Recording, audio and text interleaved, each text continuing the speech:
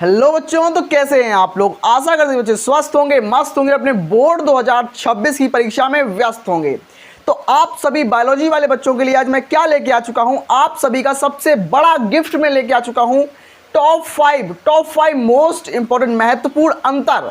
आज मैं आपको महत्वपूर्ण अंतर बताऊंगा, पांच महत्वपूर्ण अंतर बताऊंगा जो आपके बोर्ड एग्जामिनेशन में, बोर्ड 2026 में धमाल मचाने वाले हैं और बोर्ड 2026 की परीक्षा को फोड़ देना है। टाइम बहुत गुजर चुका है और टाइम को गुजरने देना है। हमारी तैयारी स्ट्रांग होनी चाहिए, इसीलिए मैं आपकी तैयारी को स्ट्रांग करने के लिए लेके आ चुका हूं महत्वपूर्ण अंतर। तो अभी में सबसे पहला हमारा अंतर होगा स्वपरागण और परपरागण में अंतर। देखो, मैं यहां पर केवल वही सिलेक्टेड अंतर लेके आया हूं जो आपके बोर्ड 2026 में, आपके बोर्ड 2026 में 26 वाले बच्चे इस वीडियो को देखेंगे और बोर्ड 2026 में धमाल मचा के आएंगे और बायोलॉजी में 95 मार्क्स लेके आएंगे। तो आइए शुरू करते हैं स्वपरागण और परपरागण में क्या अंतर होता है। तो परागण सबसे पहले समझते हैं कि परागण होता क्या है। परागण का मतलब क्या होता है, जब एक फूल से, एक फूल ये मेरे पास है, एक फूल ये है मेरे पास, ये पत्तियां हैं उसकी, ये फूल है, ये फूल है, और दूसरा फूल ये है, दूसरा फूल ये है, इस तरीके से फूल है मेरे पास। जब यहां से एक परागकण निकलेगा, एक पॉलन ग्रेन निकलेगा, यहां से एक परागकण निकलकर यहां पर जाएगा, इसकी वर्तिकाग्र पर जाएगा, तो इस प्रोसेस को क्या बोलेंगे, परपरागण। अगर ये परागकण यहीं पर अपना निषेचन करेगा, अपना फर्टिलाइजेशन करेगा, तो ये कहलाएगा स्वपरागण। मतलब अगर एक फूल है और उसी के अंदर पुंकेसर और स्त्री केसर दोनों हैं, मतलब एक द्विलिंगी पुष्प है, एक बाइसेक्सुअल प्लांट है, उसके अंदर पुंकेसर और स्त्री केसर दोनों हैं, तो पुंकेसर से परागकण निकलकर स्त्री केसर पर जाएगा, एक ही फूल में निषेचन हो जाएगा। अगर एक ही फूल में निषेचन होता है तो वो स्वपरागण है। अगर दो फूलों की आवश्यकता है, एक नर पुष्प है और एक मादा पुष्प है, नर पुष्प से परागकण जाएगा यानी पॉलन ग्रेन जाएगा और मादा पुष्प के वर्तिकाग्र पर यानी कि स्टिग्मा पर जाएगा, स्टिग्मा पर अवतरित होगा और वहां पर जाने पर वो पराग नलिका बनाएगा, पॉलन ट्यूब बनाएगा और पूरा बाद में अंततः वो फर्टिलाइजेशन करेगा। तो इस प्रोसेस को बोलते हैं परपरागण। जो परपरागण होता है उसमें में कीड़े मकोड़ों की आवश्यकता होती है और जो फूल होते हैं वो बड़े बड़े होते हैं, रंगीन होते हैं, सुगंधित होते हैं, बहुत महकदार फूल होते हैं। लेकिन स्वपरागण में एक पुष्प के अंदर ही सब कुछ होता है, तो उसमें हमें फूल जो होते हैं बहुत बड़े नहीं। हाँ, तो आपको समझ में आया होगा स्वपरागण क्या होता है और परपरागण क्या होता है। मैं समझ सकता हूँ मेरे आसपास थोड़ी नॉइज हो रही है क्योंकि मैं यहाँ पर बहुत नॉइज में पढ़ा रहा हूं, लेकिन फिर भी आपको डिस्ट्रैक्ट नहीं होना, आपको अपने पढ़ाई पर फोकस करना है। तो हाँ, स्वपरागण क्या होता है, परपरागण क्या होता है। स्वपरागण क्या होता है कि एक पुष्प में उसी के वर्तिकाग्र पर, उसी के पुंकेसर से निकलकर अंकुरण होना एक ही फूल के अंदर, उसको स्वपरागण बोलेंगे, मतलब स्वयं से परागण। और दूसरा होता है परपरागण, मतलब जिसमें एक फूल होगा स्त्री केसर का और एक होगा पुंकेसर का, तो पुंकेसर से परागकण निकलेगा और स्त्री केसर पर जाएगा। इस प्रोसेस को बोलते हैं परपरागण। तो आइए समझते हैं, दोनों के बीच में अंतर देखते हैं और आपके बोर्ड 2026 में ये क्वेश्चन जो है वो आएगा ही आएगा और 3 मार्क्स के अंदर आएगा, कोई रोक नहीं सकता है। मैं आज लिख के दे सकता हूं ये 100% आएगा, ये 100% आएगा और आपके बोर्ड 2026 में छप चुका है। आपके पेपर में यूपी बोर्ड में 7 सेट बनते हैं, 7 में से किसी ना किसी एक सेट में ये छप चुका है, लिख के ले लो। तो क्या है सबसे पहला अंतर कि स्वपरागण जो होता है वो एक ही पुष्प में होता है। मैंने बोला ना कि स्वपरागण होगा तो वो एक ही फूल के अंदर हो जाएगा। अगर परपरागण होगा तो एक ही जाति के 2 पुष्पों में होगा। मतलब अगर परागकण जो गुलाब का परागकण है तो वो गुलाब पर ही अंकुरित होगा, अगर गुड़हल का परागकण है तो गुड़हल पर ही अंकुरित होगा। गुलाब का परागकण गेंदे पर अंकुरित नहीं होता है, याद रखना इस चीज को। तो 2 पुष्प चाहिए होंगे और दोनों एक ही जाति के पुष्प होने चाहिए, यानी कि गुलाब का पुष्प, गेंदे का पुष्प, या गुड़हल का पुष्प तो गुड़हल का पुष्प, दोनों एक ही जाति के 2 फूल होने चाहिए। याद रखना इस चीज को, दोनों यह एक ही जाति के 2 पुष्पों में होता है। तो स्वपरागण 1 पुष्प में होता है और परपरागण 2 पुष्प में होता है। दूसरा अंतर, जब स्वपरागण जो होता है मतलब स्वयं से परागण, मतलब ऐसा फूल जिसके अंदर स्त्री केसर भी होता है और पुंकेसर भी होता है, मतलब उसके अंदर 2 लिंग होते हैं, तो वो द्विलिंगी पुष्प होता है, एक बाइसेक्सुअल प्लांट होता है।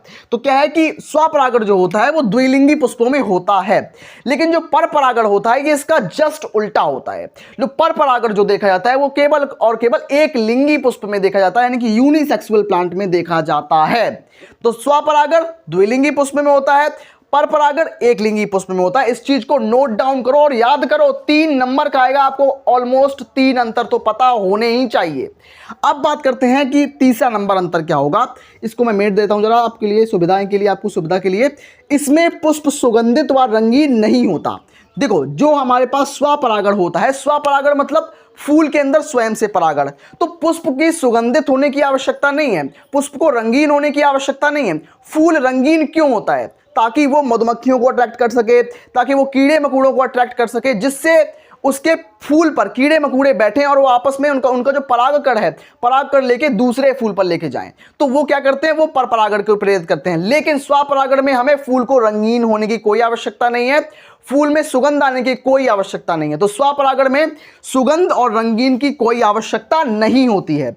इसके विपरीत पर परागण में क्या होता है? पर परागण मतलब एक एजेंट के द्वारा कराया जाता है, जैसे कीड़े मकोड़ों के द्वारा, जैसे मधुमक्खी के द्वारा परागण हो रहा है। तो मधुमक्खी को फूल पे बैठाने के लिए हमें क्या करना होगा? फूल को बहुत बड़ा बनाना पड़ेगा, फूल को बहुत रंगीन बनाना पड़ेगा, और फूल को रंगीन बनाने के साथ साथ उसको सुगंधित बनाना पड़ेगा, ताकि जो मधुमक्खी है वो अट्रैक्ट होके, वो आकर्षित होके फूल पर आए। ये याद रखना। तो पर परागण में क्या होता है कि फूल जो होता है सुगंधित होता है, मतलब बहुत सुंदर खुशबू आती है, और उसके साथ साथ कलरफुल होता है, एक रंगीन पुष्प होता है। याद रखना, रंगीन पुष्प होता है। चौथा अंतर, केवल आपको 3 अंतर लिखने होंगे, लेकिन मैं 4 अंतर कराऊंगा। बाई चांस आप भूल गए तो आपको एक ना एक तो याद बना ही रहेगा। तो आइए, चौथा अंतर क्या होगा कि परागण के लिए किसी बाह्य कारक की आवश्यकता नहीं होती है। मतलब स्वपरागण के लिए बाह्य कारक का मतलब मधुमक्खी ले लो, जैसे मैं यहां मधुमक्खी ले लेता हूं, मक्खी मतलब मधुमक्खी। तो क्या होता है बाह्य कारक, जैसे मधुमक्खी, तो मधुमक्खी क्या करती है? परागण में हमारी मदद करती है।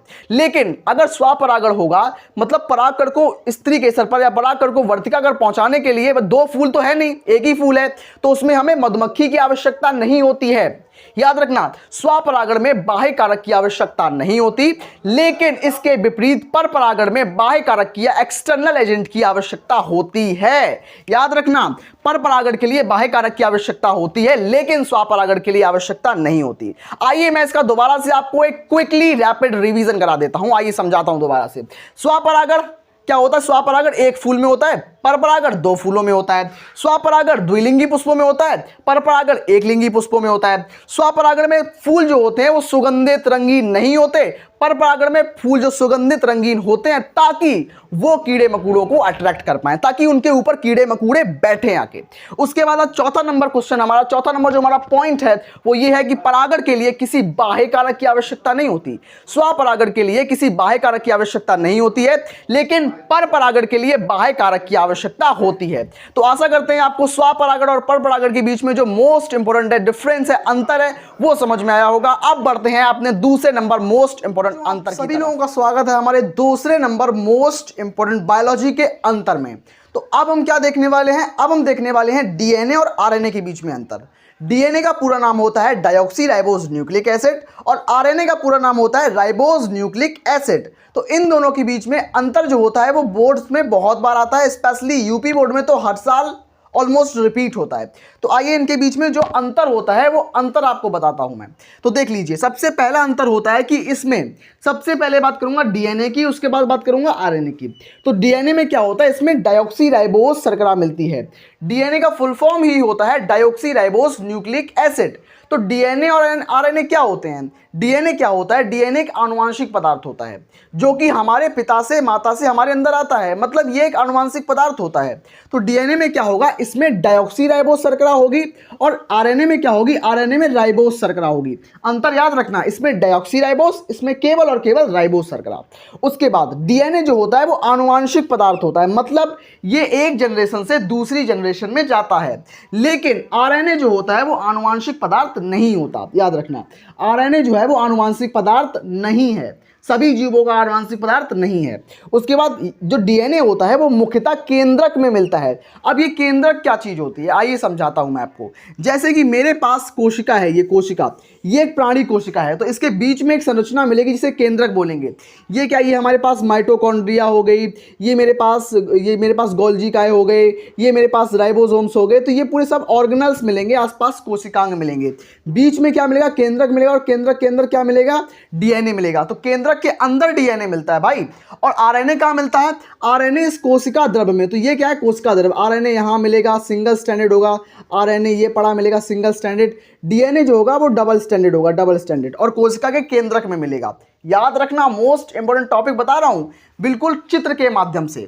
तो क्या होता है? ये मुख्यतः केंद्रक में मिलता है डीएनए, इस केंद्रक के अंदर, और जो आरएनए होता है वो कोशिका द्रव्य में मिलता है, यानी कि साइटोप्लाज्म में मिलता है। ये पानी भरा हुआ है इसके अंदर, ये साइटोप्लाज्म है, इस द्रव्य के अंदर मिलता है आरएनए। ठीक है, याद रखना। उसके बाद इसकी संरचना द्विकुंडलीय होती है।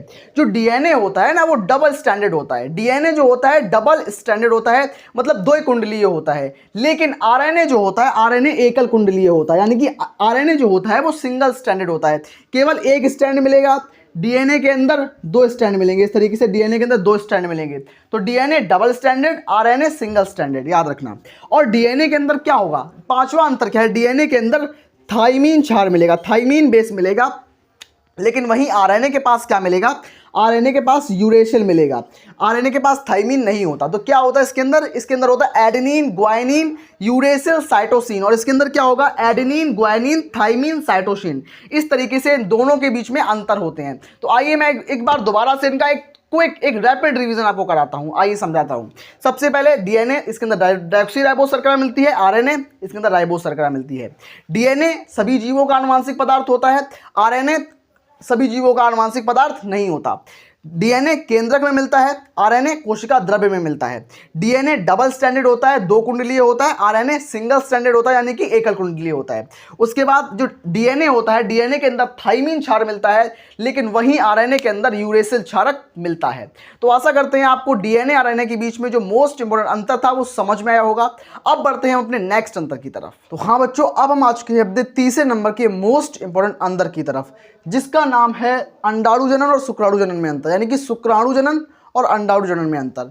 ये आपके बोर्ड एग्जामिनेशन में जरूर पूछे जाएंगे। मैं वही सिलेक्टेड लेके आया हूं जो आपके एग्जाम्स में पूछे जाएंगे। तो आइए शुरू करते हैं। तो 2026 की बोर्ड परीक्षा के लिए मैं तो तैयार हो चुका हूं कि आपको तैयार करने के लिए। क्या आप तैयार हुए हैं या नहीं, मुझे में बताओ आप कमेंट सेक्शन में कि क्या आप तैयार हैं अपने बोर्ड परीक्षा को देने के लिए या फिर नहीं। मुझे बताना आप लोग इस बात में, ठीक है। शुक्राणु जनन और अंडाणु जनन के बीच में अंतर देखेंगे। सबसे पहले जो होगा शुक्राणु जनन, मतलब शुक्राणुओं का निर्माण, स्पर्म्स का फॉर्मेशन। तो ये कहां पर होता है? ये वृषण में होता है। तो शुक्राणु जनन जो क्रिया होती है वो वृषण में होती है, पहली चीज। और अंडाणु जनन जो होता है वो अंडाशय में होता है, याद रखना। अंडाणु जनन जो होता है वो अंडाशय में होता है, याद रखना, ये अंडाशय में होता है, ठीक है। उसके बाद क्या बात करते हैं? उसके बाद इस क्रिया के बाद शुक्राणु बनते हैं। जो शुक्राणु जनन के बाद क्या बनते हैं? शुक्राणु बनते हैं। और अंडाणु जनन के बाद अंडाणुओं का निर्माण होता है। तो ये अंडाणुओं का निर्माण होता है। यार कहाँ, यहाँ अंडाणु बनते हैं, ये ठीक हो गया।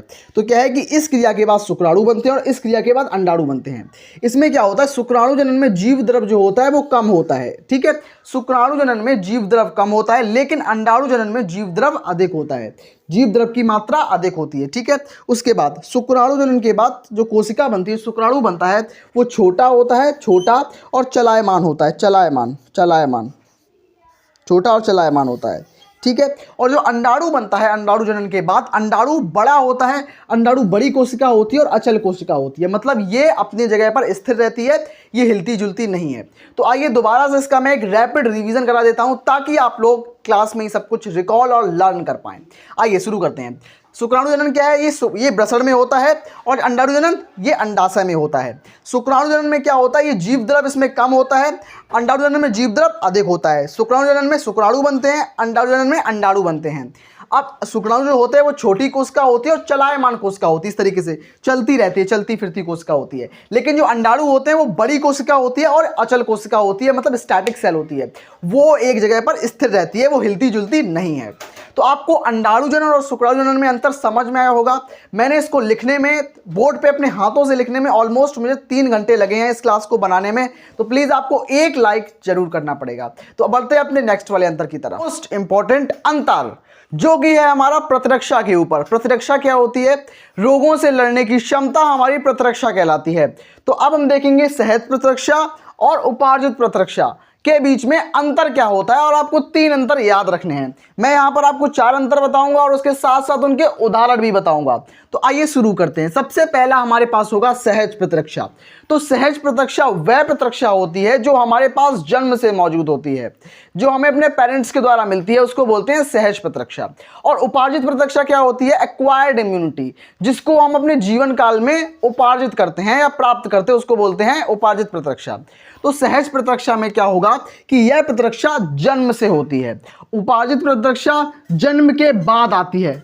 एक अंतर। दूसरा अंतर, सहज प्रतीक्षा सामान्य होती है, कि मतलब हर बच्चे के अंदर वो आएगी, क्योंकि हर बच्चा पेरेंट्स से मिलकर बनता है, तो हर बच्चे के अंदर सहज प्रतीक्षा होती है। लेकिन उपार्जित प्रतीक्षा केवल विशिष्ट प्रतीक्षा होती है। मतलब जैसे कि मैं आपको एग्जाम्पल बताऊं कि आपको कभी बुखार आया है, क्या आपको कभी खांसी जुकाम हुआ है? तो खांसी जुकाम क्यों होता है? जब कोई एक्सटर्नल पार्टिकल, जब कोई बाहरी कारक या कोई वायरस या बैक्टीरिया हमारे बॉडी के अंदर एंटर करता है, तो उससे लड़ने के लिए हमारे बॉडी की इम्यून सिस्टम जो होता है एक्चुअल में एंटीबॉडीज के रूप में लड़ता है। एंटीबॉडी तरीके का प्रोटीन होता है, एंटीबॉडी के रूप में लड़ता है। तो अगर खुद शरीर अपना खुद से बनाएगा और एक लंबे समय में बनाएगा, तो उसको बोलेंगे सहज प्रतीक्षा। अगर जैसे कि आपने देखा होगा, अगर किसी व्यक्ति को कुत्ता काट लेता है या किसी व्यक्ति को सांप काट लेता है, तो उसको दवाई नहीं देते हैं, उसको तुरंत वैक्सीनेशन करते हैं, इंजेक्शन लगाते हैं, तुरंत बाहर से बने बनाए एंटीबॉडीज दिए जाते हैं, ताकि वो उससे जल्दी जल्दी उसको मार सकें, उससे लड़ सकें। तो ये प्रतीक्षा जो होती है बहुत जल्दी होती है, उपार्जित प्रतीक्षा। तो उपार्जित प्रतीक्षा बहुत जल्दी होती है और इसमें एंटीबॉडीज बाहर से दिए जाते हैं, याद रखना। और इस प्रतीक्षा में ये बहुत लंबी होती है, लंबी मतलब बहुत दिनों में कंप्लीट होती है। बहुत दिनों में से सबसे पहले एंटीबॉडीज बनेंगे, फिर लड़ेंगे। इसमें क्या होता है? इसमें बने बनाए एंटीबॉडी दिए जाते हैं। उपार्जित प्रतीक्षा जल्दी होती है और सहज प्रतीक्षा देर में होती है, धीमी होती है। ठीक है, जैसे बीमारी हो जाती है, बीमारी में हम दवा लेते हैं तो बहुत दिनों में ठीक हो पाते हैं। या आपने देखा होगा कभी कभी आपको जुकाम हो जाता है, आप दवा भी नहीं लेते उस चीज की और अपने आप वो सही हो जाता है। कैसे? वो कैसे सही होता है? वो सही होता है हमारे शरीर की स्मृति कोशिकाओं से। जैसे आपको कभी जुकाम हुआ हो और उसके खिलाफ आपके शरीर में प्रतिजन जो हमारी एंटीबॉडीज बनती हैं उससे लड़ती हैं, याद रखना। तो ये क्या, जैसे बीमारी हो जाना एक सहज प्रतीक्षा है। उसके अलावा उपार्जित प्रतीक्षा में से टीकाकरण, सांप के काटने पर टीकाकरण या कुत्ता के काटने पर टीकाकरण, ये एक उपार्जित प्रतीक्षा का उदाहरण है। आपको चारों उदाहरण याद हो गए होंगे। ये स्मृति पर आधारित होता है, स्मृति पे कोशिकाएं बनती हैं और इसमें स्मृति कोशिकाएं नहीं बनती, याद रखना। दोबारा इनका रैपिड डिवीजन करते हैं। आइए, रिवीजन ही डिवीजन है, तो रिवीजन करते हैं। तो क्या होता है? सहज प्रतीक्षा जन्म से मौजूद होती है, उपार्जित प्रतीक्षा जन्म के बाद आती है, सहज प्रतीक्षा सामान्य होती है, उपार्जित प्रतीक्षा विशेष होती तरीके की स्पेसिफिक इम्यूनिटी होती है। ठीक है, अब इसमें स्मृति कोशिकाएं नहीं बनती सहज प्रतीक्षा में। उपार्जित प्रतीक्षा में स्मृति कोशिकाएं जो मेमोरी सेल्स होती हैं वो बनती हैं और इसी आधार पर वो लड़ाई करती हैं, याद रखना। किससे?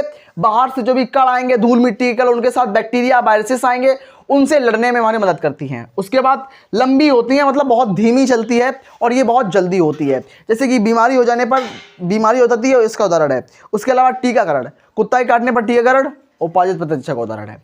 अब बढ़ते हैं अपने 5वें नंबर के अंतर की तरफ, जो मोस्ट इंपोर्टेंट अंतर हमारे लिए होने वाला है।